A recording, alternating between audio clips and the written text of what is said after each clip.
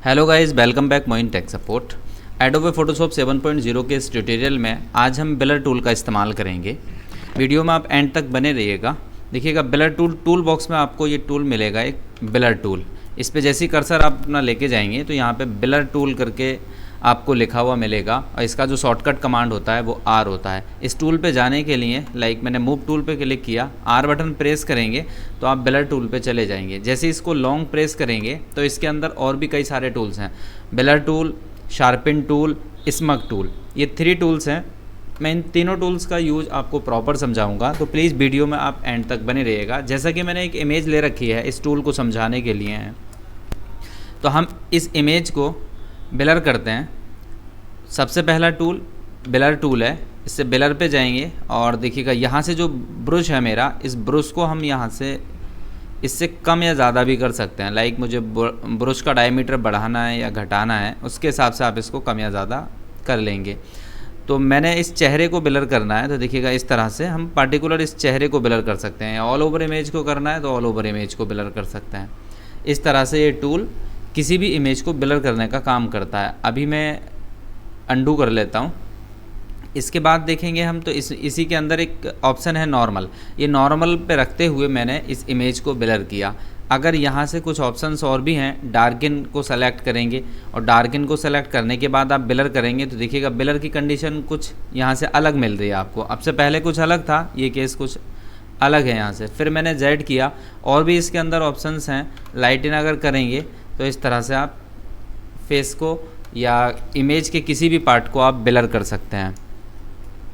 इसके अलावा यहाँ पे इसकी स्ट्रेंथ है 100 से अगर इसकी स्ट्रेंथ को आप कम कर लेंगे तो उसी ब्लर को होने में उतना ज़्यादा टाइम लगेगा, यानी कि इसी सीक्वेंस में ये चलेगा। अगर 100% रखेंगे तो एक ही बार के कर्सर को रिमूव करने में वो ब्लर कंडीशन में आना शुरू हो जाएगी, अदरवाइज़ थोड़ा सा वक्त लेगी लेकिन वहीं पहुँच जाएगी। कंट्रोल Z करते हैं तो यहाँ से ये मेरा ब्लर करने का केस था। इसके अलावा इसके अंदर 2 टूल और हैं, एक तो शार्पन टूल है और दूसरा स्मग टूल है। शार्पन टूल क्या करता है, देखिएगा ये जो टूल है इसके भी ब्रश का डायमीटर आप यहाँ से कम या ज़्यादा कर सकते हैं। इस तरह से ये कम कर सकते हैं या फिर ज़्यादा कर सकते हैं। तो मैंने कुछ इतना इसको रख लिया।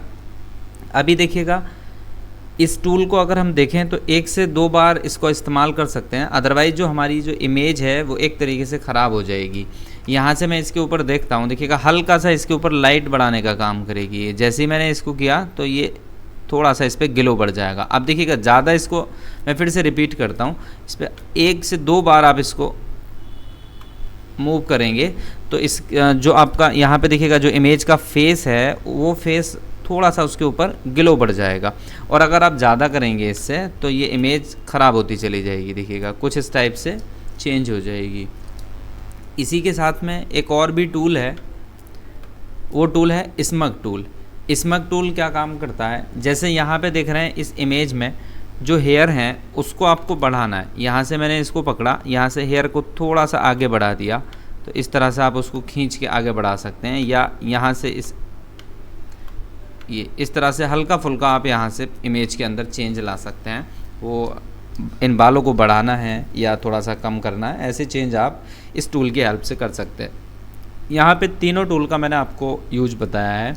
अभी इसको देखिएगा प्रैक्टिकली देख लेते हैं कि इसको हम किस किस तरह से इस्तेमाल कर सकते हैं। अभी मेरे पास एक इमेज है, इस इमेज के अंदर जो यहाँ पे ये पिक्चर है इसको मुझे ब्लर नहीं करना, बाकी ऑल ओवर इमेज को ब्लर करना है। सिर्फ पार्टिकुलर इसी को रखना है एग्जैक्ट इसी पोजीशन में, बाकी जो पोर्शन है ऑल ओवर को ब्लर करना है। तो देखिएगा अगर हम डायरेक्टली इसको ब्लर करेंगे तो ये जो ब्लर है वो सभी पे काम करेगा, इसको हम बचा नहीं सकते, सारी इमेज जो है ब्लर हो जाएगी।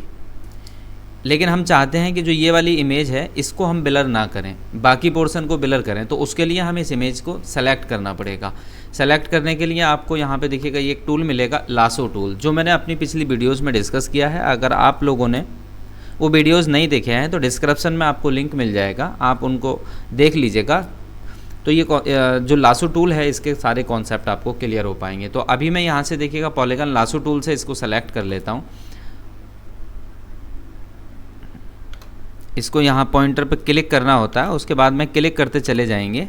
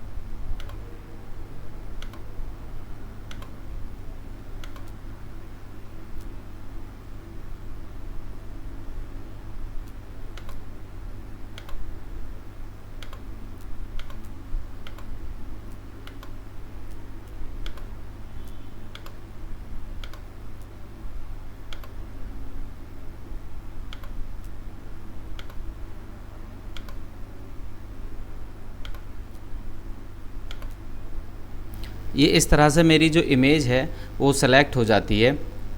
अब देखिएगा, अगर मैं ब्लर टूल यहाँ पे इस्तेमाल करूँगा तो जिस इमेज को मुझे सेलेक्ट नहीं करना था वही ब्लर होगी। इसके लिए हम क्या करेंगे, क्योंकि मुझे जो इमेज मैंने सेलेक्ट की है उसको ब्लर नहीं करना, इसके अलावा जो एरिया है उसको मुझे ब्लर करना है। तो इसके लिए हम क्या करेंगे, सेलेक्ट में जाएंगे और यहाँ पे एक ऑप्शन मिलेगा इन्वर्स। इसको जैसे हम क्लिक करेंगे तो इस इमेज के अलावा दूसरा पोर्शन यहाँ से सेलेक्ट हो चुका है।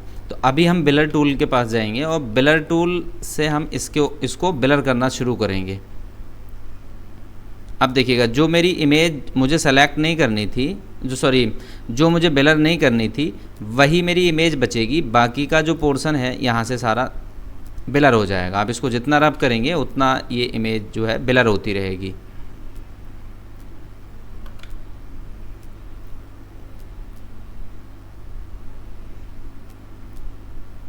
ये इस तरह से मेरी इमेज जो है एक ब्लर हो जाती है। अभी हम इस सिलेक्शन को हटाने के लिए अपने कीबोर्ड से कंट्रोल डी बटन प्रेस करेंगे तो आप देख पा रहे होंगे जिस इमेज को हम चाहते थे कि ब्लर ना हो, बाकी का एरिया सारा ब्लर हो जाए, तो ऑल ओवर इमेज ब्लर हो गई है, लेकिन सिर्फ एक ही इसके अंदर ये जो पिक्चर है हमारी यही ब्लर नहीं हुई है।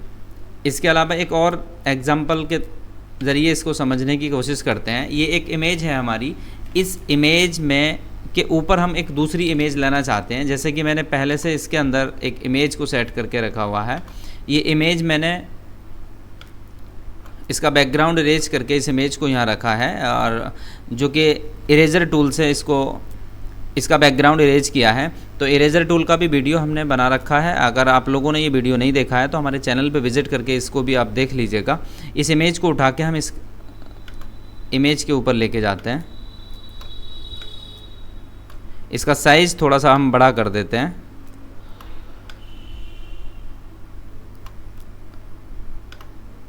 हम ये चाहते हैं कि जो हमारी ये इमेज है सिर्फ इसके अलावा बाकी एरिया ब्लर हो जाए और ये इमेज ही मेरी ब्लर ना हो।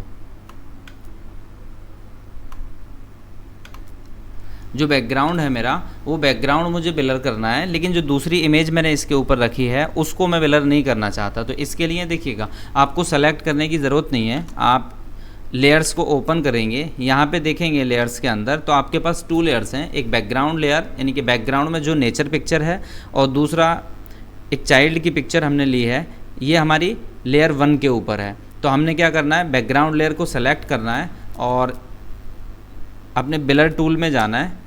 ब्लर टूल को सेलेक्ट करेंगे। इसके बाद में इसका जो ब्रश है उसका डायमीटर हम यहाँ से बड़ा कर लेते हैं। ये हमने कुछ इतना बड़ा कर लिया और इसको यहाँ से ब्लर करना शुरू करेंगे। तो ये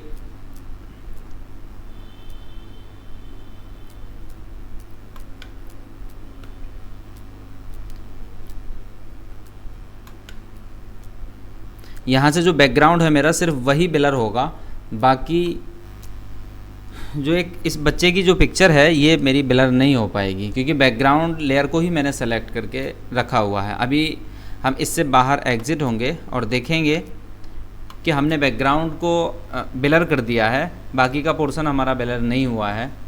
इस तरह से हम ब्लर टूल का इस्तेमाल कर सकते हैं। इसमें स्मग टूल भी मैंने आपको बताया और शार्पिन टूल भी मैंने आप लोगों को यहाँ से समझा दिया है। आई होप आप लोगों को शार्पिन टूल, ये ब्लर टूल, ये सब समझ में आ गए होंगे। अगर आप लोगों को कोई भी डाउट है तो प्लीज़ कमेंट बॉक्स में हमें कमेंट करके बताइएगा। मुझे उम्मीद है आप लोग इसकी प्रैक्टिस करेंगे, और अगर आपको वीडियो अच्छा लगा है तो प्लीज़ वीडियो को लाइक कीजिएगा, चैनल को सब्सक्राइब कीजिएगा। Thanks for watching this video. Have a nice day.